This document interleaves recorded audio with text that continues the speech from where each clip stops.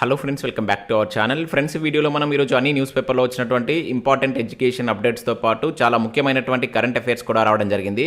So వాటన్నిటి గురించి one by one ఈ వీడియోలో అయితే చూద్దాం. వీడియో చూస్తున్న ప్రతి ఒక్కరు వీడియోని ఖచ్చితంగా లైక్ చేయండి. డైలీ 1 to 2 hours వర్క్ చేసి దాదాపుగా 8 న్యూస్ పేపర్ చదివి ఇన్ఫర్మేషన్ మీకు అయితే అందించడం జరుగుతుంది. చాలామంది మన వీడియోస్ని చూస్తున్నారు కానీ లైక్ చేయట్లేదు. ఖచ్చితంగా లైక్ చేయండి. ఈ వీడియోకి అయితే నేను 1000 లైక్స్ ఎక్స్పెక్ట్ చేస్తున్నాను. సో ఇది ఎవరికైతే యూజ్ ఉంటుందో వారికి షేర్ చేయండి. అదేవిధంగా సబ్స్క్రైబ్ చేసుకొని చూడండి. రెగ్యులర్గా మీకు జాబ్ అప్డేట్స్ అంతాయి. మన ఛానల్కి సంబంధించినటువంటి టెలిగ్రామ్ గ్రూప్లో కూడా జాయిన్ కాండి. సో దాంట్లో కూడా రెగ్యులర్గా జాబ్ అప్డేట్ షేర్ చేస్తున్నాను. మీకు చాలా యూజ్ ఉంటుంది. ఆ గ్రూప్లో కంపల్సరీ జాయిన్ కాండి. ఫ్రెండ్స్, మన ఛానల్ ద్వారా తెలంగాణ కల్చర్ కావచ్చు, ప్రభుత్వ పథకాలకు సంబంధించినటువంటి 2 గ్రాండ్ టెస్ట్ అనేది మన యాప్లోకి తీసుకురావడం జరిగింది. టాప్ 100 బిట్స్కి సంబంధించినటువంటి 2 గ్రాండ్ టెస్ట్ అయితే ప్రజెంట్ అందుబాటులో ఉన్నాయి. మీరు పీడిఎఫ్ కూడా డౌన్లోడ్ చేసుకొని ప్రింట్ తీసుకోవచ్చు. ఇంకా ఎకానమీకి సంబంధించి 3-in-1కి సంబంధించినటువంటి టెస్ట్ సిరీస్ కూడా ఉంది. సో అది ఇంగ్లీష్ మరియు తెలుగు మీడియంలో అయితే ఉంటుంది. ఇంకా కరెంట్ అఫైర్స్ పీడిఎఫ్ అనేటువంటి 20 రూపీస్ చెల్లించి మీరు ఆ పీడిఎఫ్ను కూడా డౌన్లోడ్ చేసుకొని ప్రింట్ తీసుకోవచ్చు. ఇంకా ఇండియన్ పాలిటిక్స్ సంబంధించినటువంటి టెస్ట్ సిరీస్ కావచ్చు, అదేవిధంగా తెలంగాణ చరిత్ర, తెలంగాణ ఉద్యమ చరిత్ర, దెన్ జనరల్ సైన్స్కి సంబంధించినటువంటి టెస్ట్ సిరీస్తో పాటు జనరల్ స్టడీస్కి సంబంధించినటువంటి షార్ట్ హ్యాండ్ రైటింగ్ నోట్స్ కూడా మన యాప్లో అయితే అందుబాటులో ఉంది. సో వీటికి సంబంధించిన శాంపిల్ టెస్టులు, శాంపిల్ పీడిఎఫ్స్ అనేవి అక్కడ ఉంటాయి. ఒకసారి మీరు యాప్ డౌన్లోడ్ చేసుకుని చెక్ చేసిన తర్వాత నచ్చితే దానికి సంబంధించిన కోర్స్ అయితే తీసుకోండి. ఫ్రెండ్స్, ఈరోజు న్యూస్ పేపర్లో వచ్చినటువంటి అప్డేట్స్ కనుక చూసినట్లయితే మనకు ఫస్ట్ అప్డేట్ వచ్చేసి 2 నెలలు 3 పరీక్షలు అంటూ ఇక్కడ మనకు దిశ న్యూస్ పేపర్లో ఒక ఇంపార్టెంట్ ఆర్టికల్ అయితే రావడం జరిగింది. ఇప్పటికే పూర్తయినటువంటి గ్రూప్ 4 వచ్చే నెలలో గురుకుల గ్రూప్ 2 ఎగ్జామ్స్, ఒక్కో పరీక్షకు 3 నెలల గ్యాప్, ఎక్కడ సమయం సరిపోవడం లేదని అభ్యర్థుల ఆవేదన, వాయిదా వేయాలని డిమాండ్ అని చెప్పేసి ఇక్కడ ఒక అప్డేట్ అయితే చూడవచ్చు. సో గ్రూప్ 2 పరీక్షను వాయిదా వేయాలనుకుంటున్నారు. వీడియోని లైక్ చేసి కింద మీ యొక్క ఒపీనియన్ అయితే కింద తెలియజేసేటువంటి ప్రయత్నం అయితే చేయండి కామెంట్ సెక్షన్లో. సో ఇక్కడ ఉన్నటువంటి ఇన్ఫర్మేషన్ కనుక చూసినట్లయితే సో నోటిఫికేషన్లు లేకపోవడంతో ఇన్ని రోజులు ఇబ్బందులు ఎదుర్కొన్నటువంటి నిరుద్యోగ అభ్యర్థులు ఇప్పుడు పలు పోస్టులకు నోటిఫికేషన్ ఇచ్చినా తీవ్ర ఇబ్బందులు ఎదుర్కొంటున్నారు. సో TSPSC ఆధ్వర్యంలో ఒక్కో పరీక్షకు 3 నెలల గ్యాప్ ఉంటుందని చైర్మన్ జనార్దన్ రెడ్డి తొలుత చెప్పారు. కానీ ఇప్పుడు పరిస్థితి అందుకు భిన్నంగా మారిందని చెప్పేసి ఇక్కడ చూడవచ్చు. సో 2 నెలల వ్యవధిలోనే 3 పరీక్షలు నిర్వహిస్తున్నారు. సో ఇప్పటికే గ్రూప్ 4 పరీక్ష పూర్తయింది. సో గురుకుల గ్రూప్ 2 పరీక్షలు వచ్చే నెలలో నిర్వహించనున్నారు. సో దీంతో పలు పోస్టులకు పరీక్ష రాసేటువంటి అభ్యర్థులు ఇబ్బందులు ఎదుర్కొంటున్నారంటూ ఇక్కడ ఒక అప్డేట్ అయితే చూడవచ్చు. సో వారం రోజులతో 2 పరీక్షలు అని చెప్పేసి ఇక్కడ ఇచ్చారు. సో వచ్చే నెలలో గురుకుల పరీక్షతో పాటు గ్రూప్ 2 ఎగ్జామ్స్ నిర్వహించనున్నారు. సో ఆగస్టు మొదటి వారం నుంచి 23 వరకు గురుకుల జూనియర్ లెక్చరర్ పోస్టుల భర్తీకి పరీక్షలు నిర్వహించనున్నారు. సో ఆగస్టు 29-30 తేదీల్లో గ్రూప్ 2 పరీక్షలు కొనసాగనున్నాయి. సో ఈ 2 పరీక్షలకు దరఖాస్తు చేసుకున్న అభ్యర్థులకు ప్రిపరేషన్ ప్రధాన సమస్యగా మారింది. సో 2 పరీక్షలకు సంబంధించినటువంటి సిలబస్ పూర్తిగా వేర్వేరుగా ఉండడంతో వారికి ఇబ్బందిగా మారింది. సో ప్రిపరేషన్కు సమయం సరిపోదని అభ్యర్థులు గగ్గోలు పెడుతున్నారని చెప్పేసి ఇక్కడ ఒక అప్డేట్ అయితే చూడవచ్చు. 100% కరెక్ట్. ఎవరైతే గురుకుల గ్రూప్ 2 రెండింటికి ప్రిపేర్ అవుతున్న వారికి ఇది కొంత ఇబ్బందికరంగానే ఉంటుంది. సో ఇక్కడ చూసినట్లయితే ప్రిపరేషన్ పై ఎఫెక్ట్ అని చెప్పేసి కూడా ఇచ్చారు. సో గ్రూప్ 2 పరీక్షకు వారం ముందు వరకు ఇతర పలు పోస్టుల భర్తీకి ఎగ్జామ్స్ జరగనున్నాయి. సో ఏ పరీక్షకు ప్రిపేర్ కావాలో తెలియక అభ్యర్థులు సతమతమవుతున్నారని చెప్పేసి ఇక్కడ ఇచ్చారు. సో TSPSC పేపర్ లీకేజ్ కారణంగా సో అభ్యర్థుల్లో ఇప్పటికే మానసిక స్థైర్యం దెబ్బతింది. సో ఈ ఎఫెక్ట్ వారి ప్రిపరేషన్ పై పడింది. సో పలు పోస్టులకు దరఖాస్తు చేసుకున్నటువంటి నిరుద్యోగులు వరుస పరీక్షలతో ఫోకస్ చేసి ప్రిపరేషన్ అవ్వలేనటువంటి పరిస్థితి నెలకొందని చెప్పేసి ఇక్కడ ఇచ్చారు. సో మొన్నటి వరకు గ్రూప్ 4 పరీక్షకు ప్రిపేర్ అయినటువంటి అభ్యర్థులు ఇప్పుడు గ్రూప్ 2 అదేవిధంగా JL గురుకుల పోస్టులకు ప్రిపేర్ అవ్వడం కత్తి మీద సాములా మారింది. సో గ్రూప్ 2లో ఎకానమీ, పాలిటీ వంటి అంశాలతో సిలబస్లో పాలిటీ లాంటి అంశాలు అదనంగా సిలబస్లో చేర్చడంతో అభ్యర్థులు ఇబ్బంది పడుతున్నారు. సో గ్రూప్ 2 పరీక్షకు కనీసం 2 నెలలు వాయిదా వేయాలని అభ్యర్థులు డిమాండ్ చేస్తున్నట్లయితే ఇక్కడ ఇవ్వడం జరిగింది. సో ఒక 2 months వాయిదా వేయాలని చెప్పేసి ఇక్కడ అభ్యర్థులు కోరుతున్నారని చెప్పేసి ఇక్కడ ఇచ్చారు. ఈ సమస్యపై లీగల్ ఫైట్ చేద్దామన్న అభ్యర్థులు వెనుకడుగు వేస్తున్నారు. సో గతంలో పలు పరీక్షలు రద్దు చేయాలని న్యాయస్థానాన్ని ఆశ్రయించిన సో అభ్యర్థులకు కన్నీరే మిగిలింది. సో దీనిపై ప్రభుత్వం స్పందించాలని నిరుద్యోగులు డిమాండ్ చేస్తున్నారని చెప్పేసి ఇక్కడ ఒక అప్డేట్ అయితే చూడవచ్చు. సో మీ ఒపీనియన్ కూడా సో కింద తెలియజేసేటువంటి ప్రయత్నం చేయండి. సో గ్రూప్ 2ను వాయిదా వేయాలా లేకుంటే సేమ్ అదే తేదీలో నిర్వహించాలా లేదా అనేది మీ యొక్క ఒపీనియన్ కింద తెలియజేసేటువంటి ప్రయత్నం అయితే చేయండి. ఇక నెక్స్ట్ ఇక్కడ మనకు గ్రూప్ 2 సక్సెస్ ప్లాన్ అని చెప్పేసి ఒక ఇంపార్టెంట్ ఆర్టికల్ మనకి ఈరోజు సాక్షి న్యూస్ పేపర్లో అయితే రావడం జరిగింది.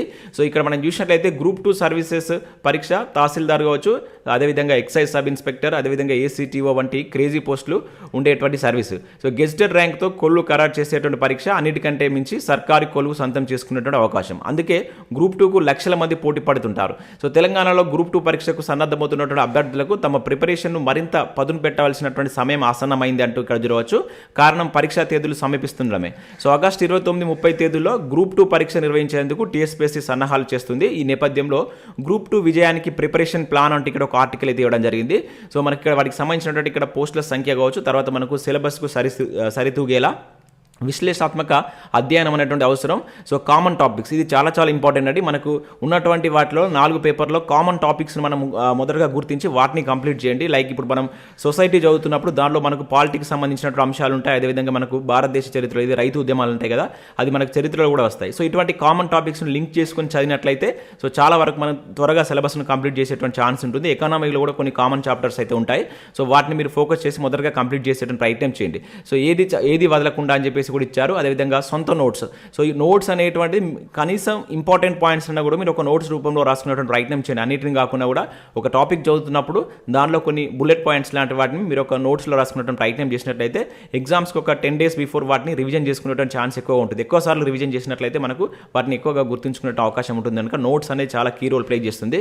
ఇంకా ప్రభుత్వ విధానాలు. సో ఇటీవల కాలంలో మనకు ప్రభుత్వ విధానాలకు సంబంధించిన వాటిపైన క్వశ్చన్స్ ఎక్కువ పడుతున్నాయి. సో వాటి మీద ఎక్కువ ఫోకస్ చేయాలని చెప్పేసి ఇక్కడ ఇచ్చారు. అదేవిధంగా ఇక్కడ పేపర్ 4కు ప్రత్యేకంగా మనకు పేపర్ 4కు 150 మార్కులు అయితే ఉంటాయి కనుక దీని మీద మనం ఎక్కువ స్కోర్ చేసే అవకాశం ఉంటుంది గ్రూప్ 2లో. సో దాని మీద ప్రత్యేకంగా దృష్టి పెట్టాలని చెప్పేసి ఇక్కడ ఇచ్చారు. అదేవిధంగా స్పెషల్ ఫోకస్ పెట్టాల్సిన అంశాలు ఏంటి అని కూడా ఇక్కడ మనకి ఇవ్వడం జరిగింది. ఒకసారి మీరు దీన్ని డౌన్లోడ్ చేసుకొని చూసేటువంటి ప్రయత్నం చేయండి, లేదంటే దీన్ని ఒకసారి స్క్రీన్ షాట్ తీసుకొని చూడండి.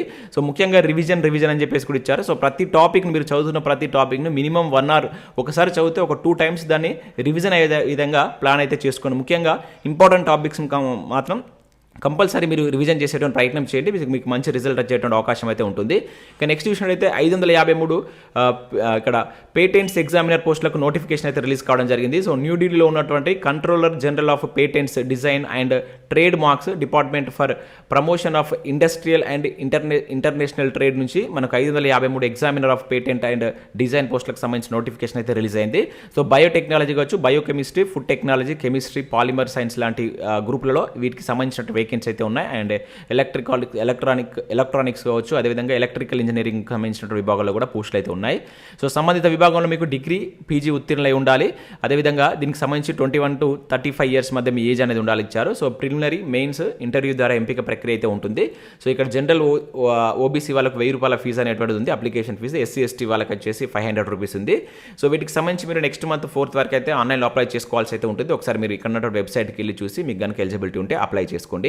ఇక నెక్స్ట్ విషయంలో అయితే ఊరి నుంచి రెవెన్యూ అవుట్ అని చెప్పేసి ఇక్కడ ఒక ఇంపార్టెంట్ ఆర్టికల్ చూడవచ్చు. సో ఇప్పటికే వీఆర్ఓలను సాగనంపిన సర్కార్ ఇప్పుడు వీఆర్ఏలను తప్పించేందుకు ఏర్పాట్లు, ఇకపై సర్టిఫికేట్ల వెరిఫికేషన్కు తిప్పలే. సో వివిధ స్కీమ్లకు అర్హుల ఎంపిక పైన ఎఫెక్ట్. సో తలలు పట్టుకుంటున్నటువంటి తహసీల్దార్లు, సో తమను రెగ్యులరైజ్ చేసి పే స్కేల్ ఇవ్వాలంటున్నటువంటి వీఆర్ఏలు, సో ఇతర శాఖల్లోకి పంపించే పనిలో ప్రభుత్వం అంటే ఇక్కడ ఇచ్చారు. సో మనకు రెవెన్యూ వ్యవస్థలో గ్రామ ప్రతినిధులుగా ఉన్నటువంటి సుంకారులు ఎవరైతే వీఆర్ఏల శకం ముగియబోతుంది. సో ఊరిలోని రకరకాల భూములు కావచ్చు, చెరువులు, గుట్టలు, వాగులు, వంకలు, వాటి హద్దుల పై సంపూర్ణ అవగాహన ఉన్న గ్రామ సహాయకులు ఇక చరిత్రలో మిగిలిపోన్నారు. సో ధరణి అమలులోకి వచ్చాక వీఆర్ఓలను పక్కన పెట్టినటువంటి రాష్ట్ర సర్కార్ ఇప్పుడు విలేజ్ రెవెన్యూ అసిస్టెంట్లను తప్పించేందుకు సిద్ధమైంది.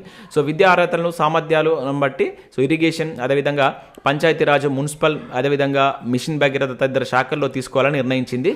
సో రెవెన్యూ శాఖ నుంచి జారీ చేసేటువంటి క్యాస్ట్ కావచ్చు, ఇన్కమ్, నేటివిటీ సర్టిఫికేట్ల వెరిఫికేషన్ మొదలుకొని వివిధ ప్రభుత్వ స్కీమ్లకు అర్హులను గుర్తించడం వరకు వీఆర్ఏలదే కీలక పాత్ర.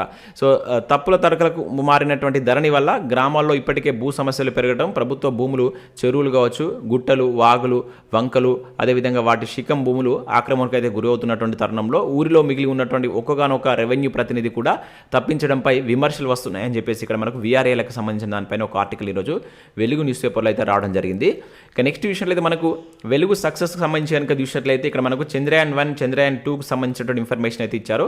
సో కంపల్సరీ చూడండి, మనకు చంద్రయాన్ 3 ప్రయోగం జరిగింది కనుక వాటిపైన మనం క్వశ్చన్స్ ఎక్స్పెక్ట్ చేయవచ్చు. సో మరి ముఖ్యంగా ఇక్కడ ఎకానమీకి సంబంధించి పేదరికం అంచనాలు అంటే ఇక్కడ మనకు పేదరికం పైన చాలా మంచి ఆర్టికల్ అయితే ఇవ్వడం జరిగింది. ప్రతి ఒక్కరు దీన్ని చదివేటువంటి ప్రయత్నం చేయండి, డౌన్లోడ్ చేసుకుని. అదేవిధంగా 1457 తిరుగుబాటుకి సంబంధించినటువంటి బిడ్ బ్యాంక్ ఇచ్చారు. ఇంకా వాటితో పాటుగా వాతావరణ సంఘటనలు చాలా చాలా ఇంపార్టెంట్ మనకు ఎకానమీలో. మనకు ఈ పర్యావరణానికి సంబంధించిన దానిపైన కూడా సపరేట్ చాప్టర్ అయితే ఉంది కనుక సో దీన్ని ఒకసారి చదివేటువంటి ప్రయత్నం చేయండి. దాంతోపాటుగా రాజవంశాలకు సంబంధించిన దానిపైన ఒక బిడ్ బ్యాంక్ అయితే ఇచ్చారు. సో వీటన్నిటికి సంబంధించి ఒకసారి మీరు ఈ పేపర్ను డౌన్లోడ్ చేసుకుని చూసేటువంటి ప్రయత్నం చేయండి. సో మనకి ఎప్పుడైతే పేపర్లో వచ్చేటువంటి ఆర్టికల్స్ చదివినట్లయితే రివిజన్ పర్పస్లో కూడా ఇవి చాలా యూజ్ అవుతాయి. కొన్ని కొత్త పాయింట్స్ కూడా ఇక్కడ మనకు దొరికేటువంటి ఛాన్స్ అయితే ఉంటుంది. ఇక నెక్స్ట్ విషయం అయితే ఆంధ్రజ్యోతి దిక్సూచిలో మనకు ఆధునిక సాహిత్యం అని చెప్పేసి గురుకులకు సంబంధించిన ఒక ఆర్టికల్ కావచ్చు, అదేవిధంగా బడ్జెట్కి సంబంధించిన వాటిపైన ఒక ఆర్టికల్ ఇచ్చారు. ఇంకా భారత రాజ్యాంగ లక్షణాలు అంటూ పాలిటిక్స్ సంబంధించిన ఒక ఆర్టికల్ చూడవచ్చు. ఇక నెక్స్ట్ ఇక్కడ ఈనాడు ప్రతిభలో కనుక చూసినట్లయితే మనకు ఇక్కడ ఏది చరిత్రకు సంబంధించినటువంటి వాటిపైన సమాజం నిర్మాణం దాని సమస్యలు అంటూ ఇక్కడ ఒక ఆర్టికల్ అయితే మనకు రావడం జరిగింది. దాంతోపాటుగా భారతదేశంలో ఫలాల రాజు అని చెప్పేసి ఇక్కడ మనకు ఏదైతే బయాలజీకి సంబంధించిన దానిపైన ఒక ఆర్టికల్ అయితే చూడవచ్చు. సో వీటిని కూడా డౌన్లోడ్ చేసుకొని ప్రాక్టీస్ చేసేటువంటి ప్రయత్నం అయితే చేయండి. సో ఇవి మనకు వివిధ న్యూస్ పేపర్లో వచ్చినటువంటి ముఖ్యమైనటువంటి education updates. Next current affairs చూద్దాం. చాలా ఇంపార్టెంట్ కరెంట్ అఫేర్స్ అయితే ఉన్నాయి. స్కిప్ చేయకుండా చూడండి. చూసే ప్రతి ఒక్కరు ఖచ్చితంగా లైక్ చేయండి. ఒకటే వీడియోలో మీకు ఎడ్యుకేషన్ అప్డేట్స్ అదేవిధంగా కరెంట్ అఫేర్స్ కలిపి అయితే అందించడం జరుగుతుంది. ఖచ్చితంగా వీడియోను లైక్ చేసి మీ మిత్రులకైతే షేర్ చేసేటువంటి ప్రయత్నం చేయండి. ఫస్ట్ కరెంట్ అఫేర్ కనుక చూసినట్లయితే వింబుల్డన్ కోటలో కొత్త రాజు అని చెప్పేసి ఇక్కడ ఒక ఇంపార్టెంట్ కరెంట్ అఫేర్ చూడవచ్చు. ఛాంపియన్ అల్కరాస్ సో ఫైనల్లో జాకోవిచ్పై సంచలన విజయం అని చెప్పేసి ఇక్కడ చూడవచ్చు. సో మనకు వింబుల్డన్లో కొత్త రాజు వచ్చాడు. సో దిగ్గజ జాకోవిచ్ను దాటి యువ సంచలనం అల్కరాజ్ విజేతగా నిలిచారంటే ఇక్కడ చూడవచ్చు. సో మనకు ఆదివారం రోజు జరిగినటువంటి ఫైనల్ మ్యాచ్లో సో టాప్ సీడ్ స్పెయిన్ ఆటగాడు జాకోవిచ్ను ఓడించి అయితే టైటిల్ని అయితే సాధించడం జరిగింది. చాలా ఇంపార్టెంట్. సో ఇక్కడ చూసినట్లయితే మనకు చరిత్ర పూటల్లో దుమ్ము దులిపి కొత్త రికార్డుల వేటలో సాగేందుకు కుర్రాడు దూసుకొచ్చాడంటే చెప్పి ఇక్కడ ఇవ్వడం జరిగింది. సో 2018 నుంచి వింబుల్డన్లో ఓటమి లేనటువంటి జాకోవిచ్కు పరాజయాన్ని రుచి చూపాడని చెప్పేసి ఇక్కడ ఇచ్చారు. సో 10 ఏళ్ళుగా సెంట్రల్ కోర్టులో సో అపయజయమే ఎరగనటువంటి జాకోవిచ్కు పడమర దారి చూపాడు.